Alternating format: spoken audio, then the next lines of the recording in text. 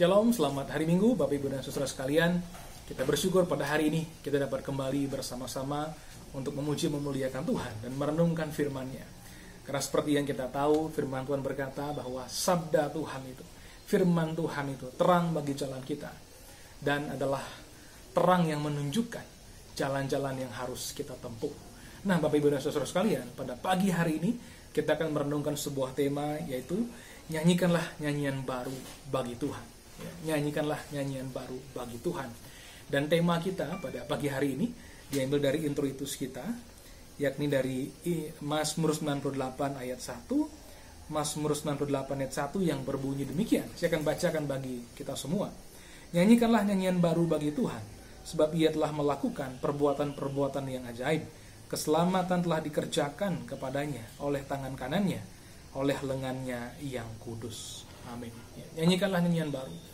Nah, Bapak Ibu dan Saudara-saudara, kita adalah umat Tuhan, yakni umat yang gemar menyanyi, memuji, memuliakan namanya.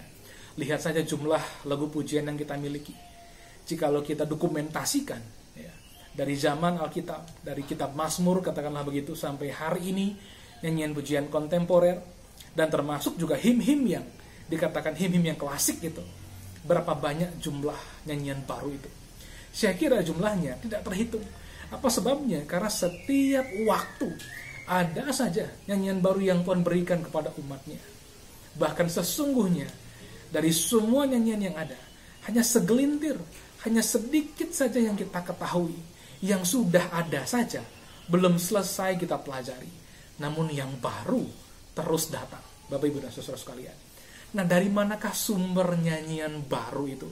Tentu jikalau kita renungkan dengan dalam, nyanyian baru bagi Tuhan timbul dari kebesaran kemuliaan Tuhan sendiri. Karena Tuhan itu mulia, karena Tuhan itu besar, tidak terkira, maka kemuliaannya tidak akan pernah habis dibicarakan, tidak akan pernah habis untuk dikupas, untuk dibahas dan juga diberitakan. Karena kemuliaan Tuhan tidak terbatas. Itu sebabnya nyanyian baru kita tidak habis-habis. Namun demikian secara praktis, rupanya setiap umat Tuhan diberikan pengalaman-pengalaman baru untuk mengenal Tuhan dan akhirnya memiliki nyanyian baru secara pribadi dalam dirinya. Walaupun memang tidak semua pengalaman-pengalaman bersama dengan Tuhan itu pada akhirnya dikemas dalam bentuk nyanyian, tapi yang jelas nyanyian-nyanyian pujian bagi Tuhan yang kita dengarkan itu, yang berbicara tentang Tuhan, tentang karyanya dan perbuatan-perbuatannya yang ajaib, seringkali memang berdasarkan pengalaman pribadi seseorang, umat Tuhan, bersama dengan Tuhan. Itu sebabnya jikalau kita adalah umat Tuhan, pengalaman bersama dengan Tuhan adalah sesuatu yang pasti, sesuatu yang niscaya. Bagaimana mungkin kita mengenal Tuhan, tidak punya pengalaman dengan Dia? Kalau kita kenal seseorang, pasti kita punya pengalaman tersendiri dengan Dia, apalagi dengan Tuhan. Itu sebabnya jikalau kita hari ini adalah pengikut Tuhan, pastikanlah kita bukan hanya orang-orang yang tahu tentang Tuhan, yang belajar tentang Dia dari kitab suci, kemudian mendengarkannya dari orang-orang yang katakanlah ahli di bidang itu, tetapi rupanya tidak ada pengalaman pribadinya.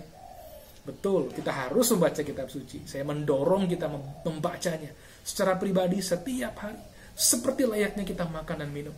Betul, saya juga mendorong kita untuk belajar dari orang-orang yang sudah belajar lebih dulu, lebih dalam tentang kitab suci. Tapi tidak hanya berhenti di sana. Kita harus maju terus, masuk untuk mengalami Tuhan secara pribadi, Bapak Ibu dan Saudara sekalian. Nah, pada hari ini, tadi introitus, kita juga sebenarnya merenungkan firman Tuhan. Dalam Lukas 19, introitus menjadi perspektif kita, dan Lukas 19 menjadi bahan khotbah yang kita bahas bersama-sama. Lukas 19, mari kita lihat bersama-sama. Lukas 19 ayat 37 sampai 44. Saya akan bacakan bagi Bapak Ibu dan Saudara sekalian. Lukas 19 ayat 37 sampai 44. Ketika ia dekat Yerusalem, di tempat jalan menurun dari Bukit Zaitun, mulailah semua murid yang mengiringi Dia bergembira dan memuji Allah dengan suara nyaring, oleh karena segala mujizat yang telah mereka lihat. Kata mereka, diberkatilah Dia yang datang sebagai Raja dalam nama Tuhan. Damai sejahtera di sorga dan kemuliaan di tempat yang maha tinggi. Beberapa orang Farisi yang turut dengan orang banyak itu berkata kepada Yesus, "Guru, tegurlah murid-muridmu itu." Jawabnya, "Aku berkata kepadamu, jika mereka ini diam, maka batu ini akan berteriak." Dan ketika Yesus telah dekat dan melihat kota itu, ia menangisinya. Katanya, "Wahai, betapa baiknya jika pada hari ini juga engkau mengerti apa yang perlu untuk damai sejahteramu. Tetapi sekarang hal itu tersembunyi bagi matamu. Sebab akan datang harinya bahwa musuhmu akan mengelilingi engkau dengan kubu, lalu mengepung engkau dan menghimpit engkau dari segala jurusan. Dan mereka akan membinasakan engkau beserta dengan pendudukmu. Dan pada tembokmu mereka tidak akan membiarkan satu batu pun tinggal terletak di atas batu yang lain, karena engkau tidak mengetahui saat bila mana Allah melawan engkau." Amin. Ya. Nah, Bapak Ibu dan Saudara sekalian, di situ kita melihat rupanya perbuatan-perbuatan Tuhan yang ajaib kembali dinyatakan.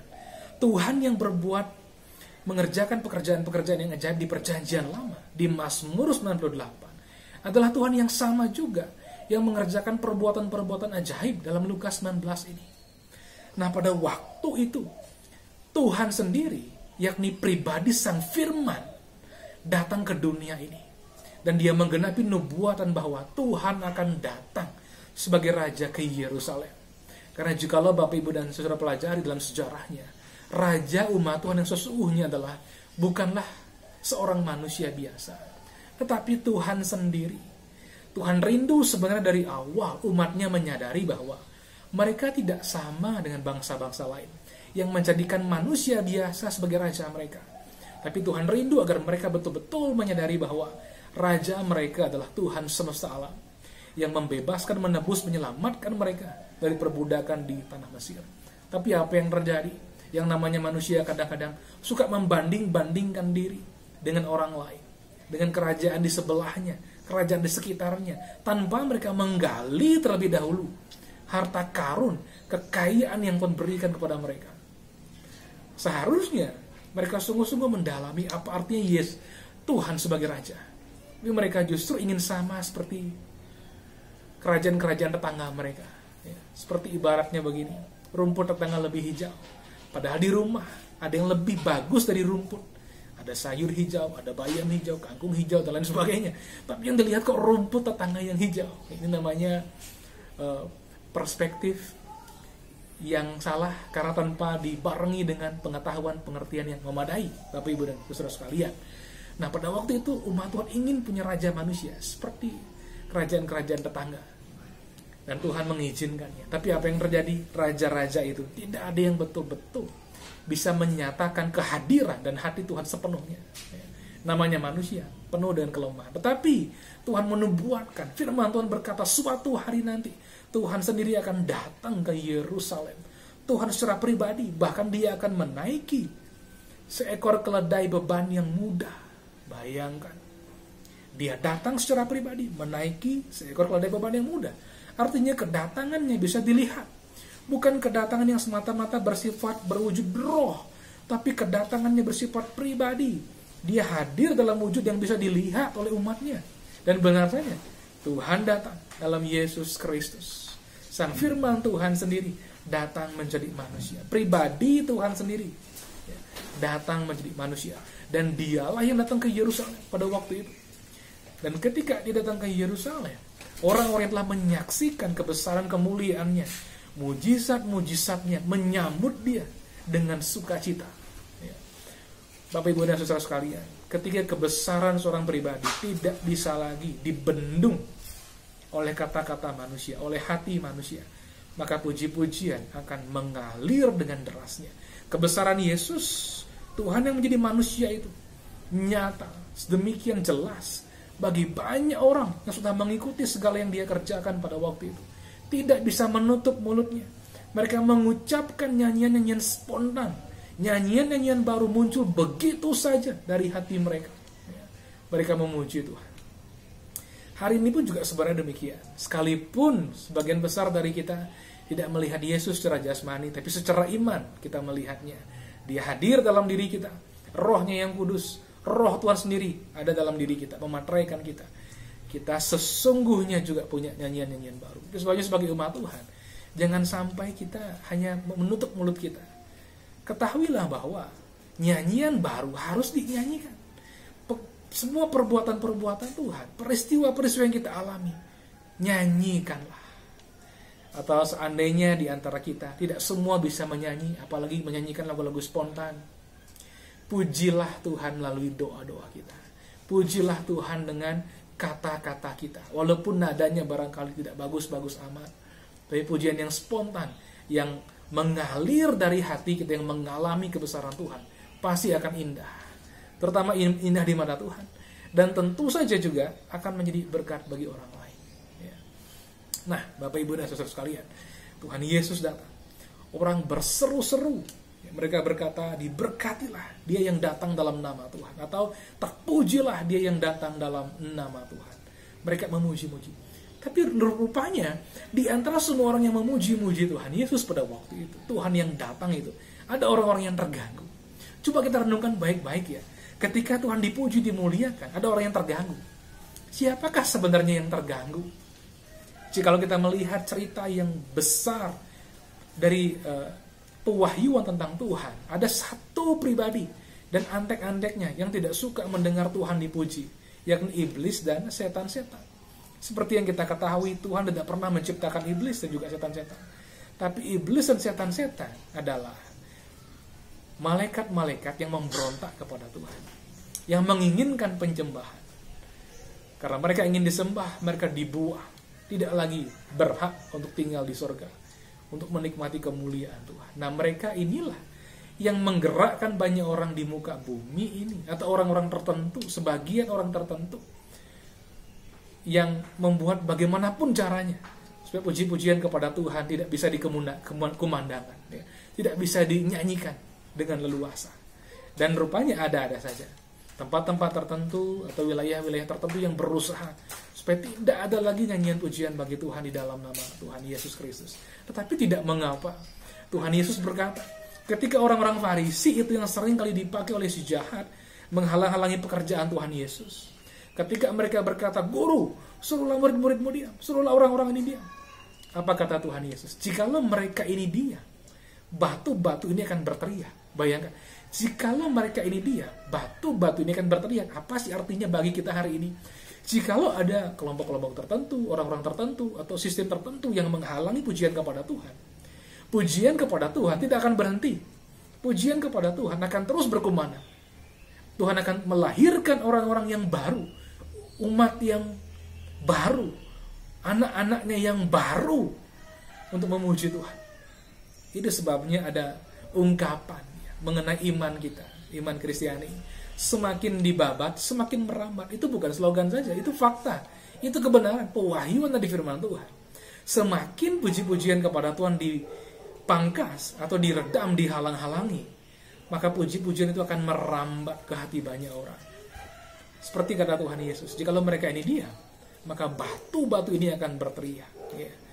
Akan ada orang-orang yang baru yang mengenal Dia, yang akhirnya memuji Tuhan dengan hati yang penuh, dengan hati yang sukacita dan penuh syukur kepada Tuhan.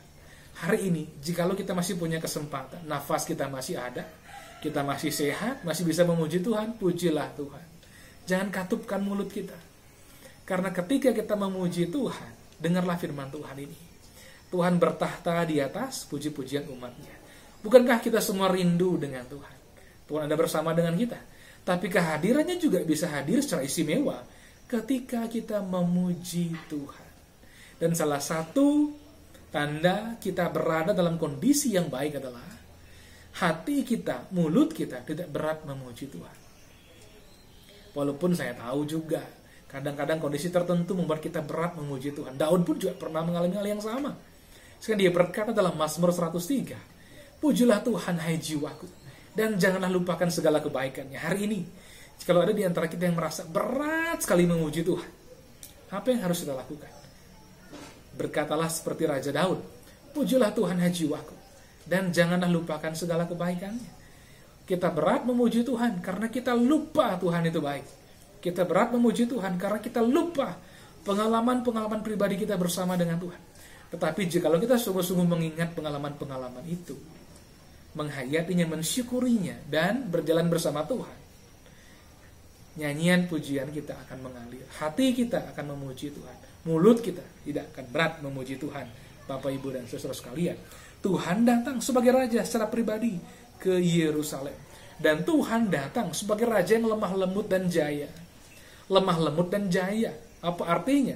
Lemah lembut artinya bahwa dia datang bukan untuk membinasakan. Dia datang untuk menyelamatkan. Jaya artinya dia Raja pemenang. Dia Raja yang tidak dapat kalah. Dalam sejarah, seorang raja besar dari Yunani yang bernama Alexander Agung dianggap sebagai salah satu raja terbesar dalam sejarah kerajaan-kerajaan di dunia ini. Apa sebabnya? Karena sejak Alexander muda, sejak dia menggantikan ayahnya yang wafat dibunuh pada waktu itu, dia menaklukkan kerajaan-kerajaan besar dari Yunani sampai ke India. Dia tidak pernah terkalahkan, sehingga dia mendapat gelar sebagai The Great, yang agung, Alexander Agung. Tapi apa yang terjadi? Seorang Alexander pun akhirnya kalah dengan musuh terbesar manusia, yakni kematian. Singkat cerita, Alexander keracunan. Ketika dia kembali ke Babilonia, katakanlah pusat yang baru dari kerajaannya, yang dipenuhi dengan kemewahan, istana yang begitu rupa, dengan berbagai macam kesenangan, kebesaran, dia kalah oleh kematian. Tapi Yesus Raja yang jaya, dia mengalahkan kematian. Yesus mengalahkan kematian dengan kematiannya, dengan bangkit pada hari yang ketiga. Bapak, Ibu, dan saudara sekalian, dia Raja yang jaya. Dia Raja yang lemah lembut. Dia datang untuk menyelamatkan. Beri diri kita untuk diselamatkan. Tuhan Yesus, selamatkanlah saya. Hapuskan segala dosa-dosa saya dengan darah-Mu yang tercurah. Tuhan tidak mengingat-ingat lagi dosa kita. Ketika Tuhan Yesus ampuni segala dosa-dosa saya, dan kita menerima Dia sebagai Tuhan dan Juru Selamat kita, segala dosa kita, dari kita hadir sebagai janin di rahim ibu kita, sampai kita meninggal dunia, sudah Tuhan ampuni total dan kekal sampai selama-lamanya. Itu yang disebut sebagai keselamatan. Dan kita diselamatkan. Itu terjadi karena darahnya tercurah. Dan Tuhan Yesus telah mengalahkan maut dengan bangkit pada hari yang ketiga.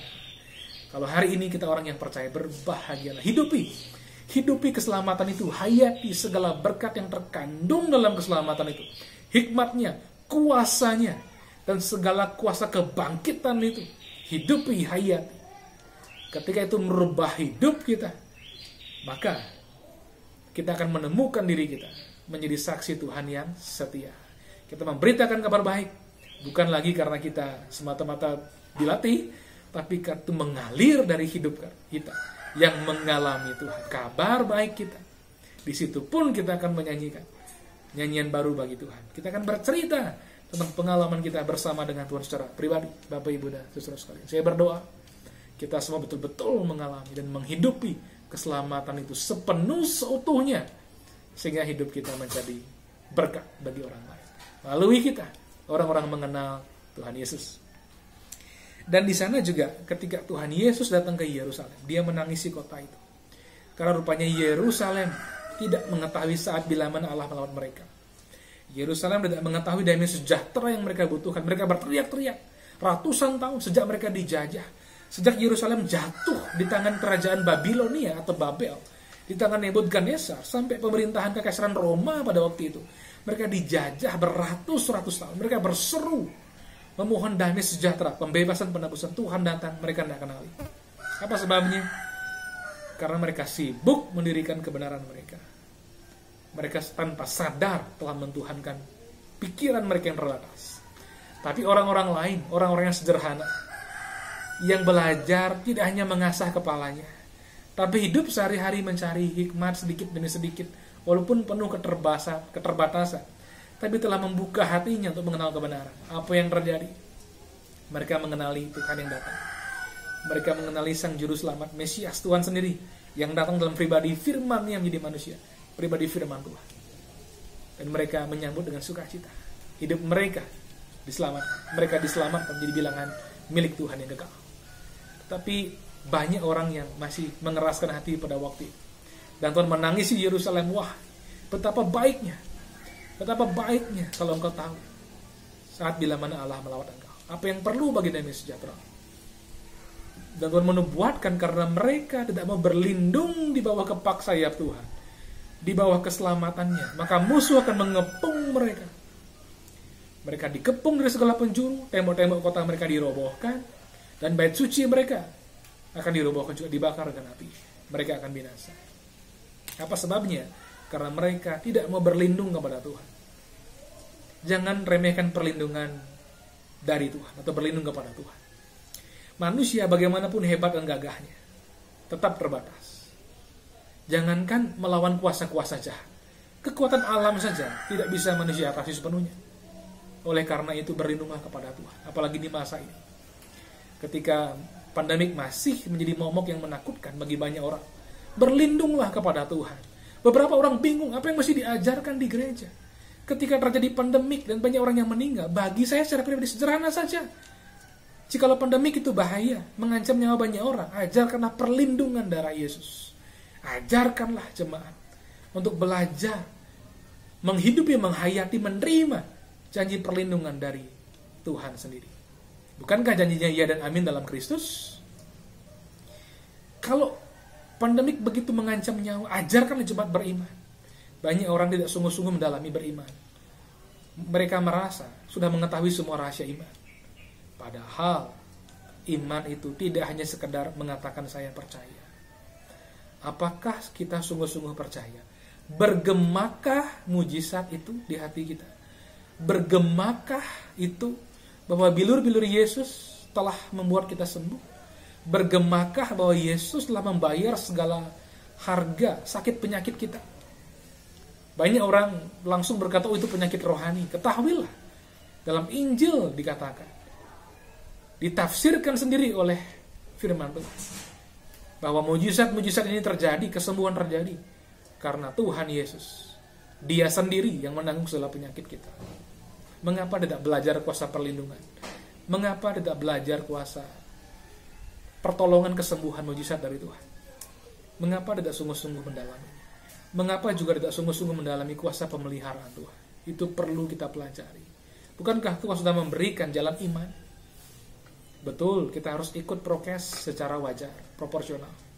Tapi jangan lupa jalan iman yang Tuhan sediakan.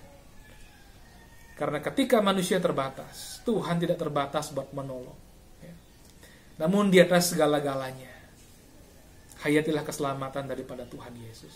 Sehingga kapanpun kita harus kembali ke rumah kita yang kekal, menghembuskan nafas yang terakhir, kita ada bersama-sama dengan Tuhan Yesus. Ini juga sangat penting. Ini dasar daripada segala-galanya. Jadi hari ini, Bapak, Ibu, dan saudara-saudara, kita bersyukur. Nyanyian baru bergema sampai hari ini. Kebesaran Tuhan tidak ada habisnya. Bahkan pengalaman bersama dengan Tuhan juga tidak ada habis-habisnya. Jikalau kita sudah mengalaminya, hayati terus. Percayalah, pengalaman yang dulu, penyertaan yang sekarang, akan melahirkan pengalaman-pengalaman baru di masa-masa yang akan datang. Sehingga apa yang terjadi? Hidup kita penuh dengan kesaksian. Pengenalan kita semakin dalam. Kita akan semakin dipakai oleh Tuhan untuk membawa pengenalan akan Dia di sekitar kita. Melalui kita, Tuhan dikenal. Itulah sebenarnya tujuan Tuhan memanggil kita juga. Supaya kita menjadi saksi-saksi yang setia. Saksi-saksi. Apa artinya? Memberitakan, menceritakan apa yang kita lihat, apa yang kita dengar, apa yang kita alami secara pribadi tentang Tuhan. Nyanyikanlah nyanyian baru. Jikalau kita tidak bisa menyanyikannya, ucapkan dalam doa. Kalau kita juga tidak cakap merangkai kata yang bagus dalam doa kita, katakan, bagikan pengalaman-pengalaman rohani itu. Karena sesungguhnya setiap pengalaman bersama dengan Tuhan adalah nyanyian baru bagi Tuhan yang mengalir dari hati kita, yang mengalami kuasa pertolongannya. Amin. Selamat hari Minggu. Tuhan Yesus memberkati kita.